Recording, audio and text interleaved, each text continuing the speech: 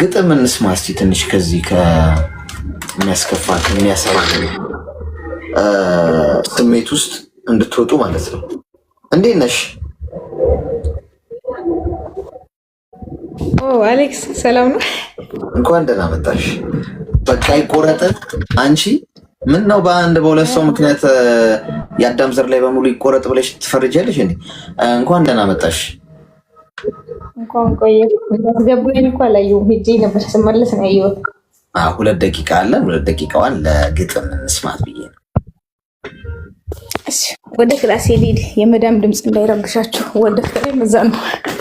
እሺ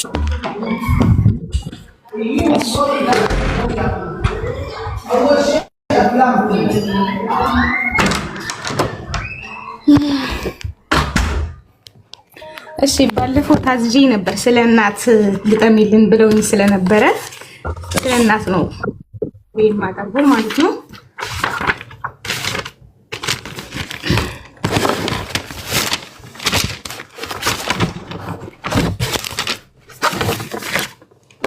የግጥሜ ርዕስ እማዬ እናት ዓለም ይላል።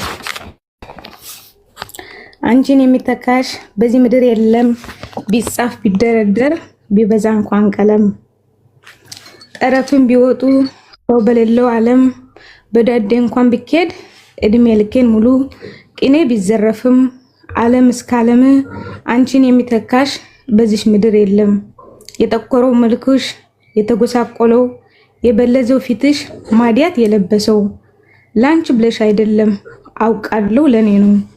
የቱንስ ልጻፍልሽ ከየትስ ጀምሬ በምን ቃል ልግለጽሽ ምኑንስ ደርድሬ እኔ ልትቆርልሽ እኔ ማዲያት ይብላኝ አንቺ ለምን ከሳሽ ለራስሽ ሳትኖሪ እማ ወድሻለሁ ይላል። ጨረስኩ። ጎበዝ ግጠሚልን ብለውሽ ነው። በዛ መሰረት ነው የገጠምሽው አይደል? አዎ አንድ ቀን